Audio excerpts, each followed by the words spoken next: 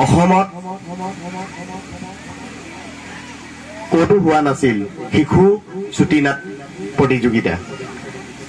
আমিয়ে প্ৰথম আৰম্ভ কৰিছিলোঁ। এয়া আমাৰ কাৰণে এটা মৰাণৰ কাৰণে এটা গৌৰৱ বুলি অনুভৱ কৰিছোঁ। আমাৰ ইয়াত বহুগৰাকী সদস্য আছে।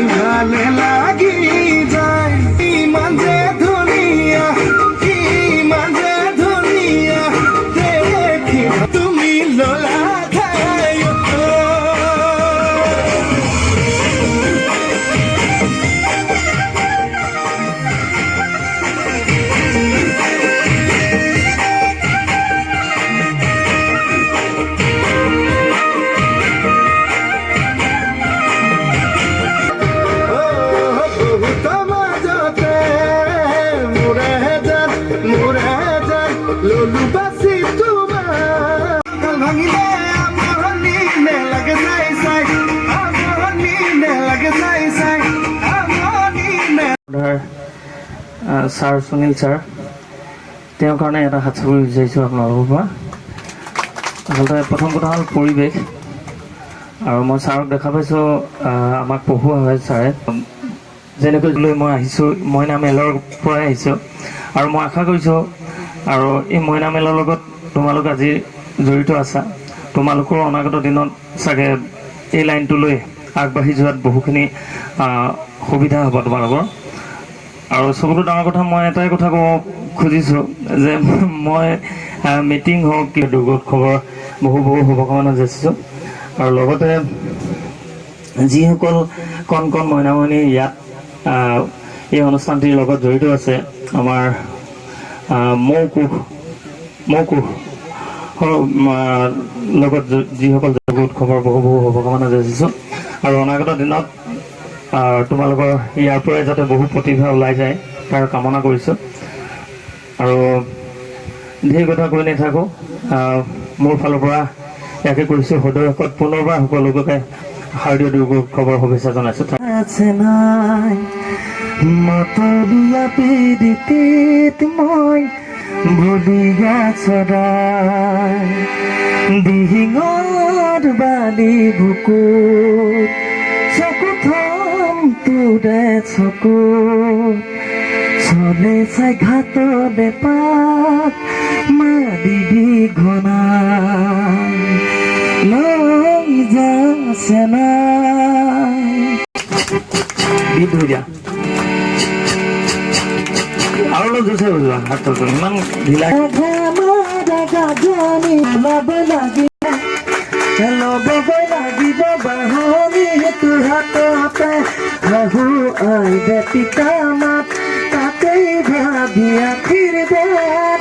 হাৰিবই লাগিব পদূলি কৰিব লাগিব বৰজনাৰ বচন গেছে ঘৰতে লখিমী হবা তুমি আদৰৰ ঘৰতে লখিমী হবা তুমি আদৰ সকলোলৈ আগন্তুক দুৰ্গা পূজাৰ বহু বহু শুভকামনা যাচিছোঁ আৰু আজি মৌকুশ অনুষ্ঠানটোলৈ আহি সঁচাকৈ খুবেই ভাল লাগিলে ল'ৰালিলৈ মনত পৰিলে আৰু আচলতে ময়ো আৰম্ভণি কৰিছিলোঁ এই মইনা মেলৰ পৰাই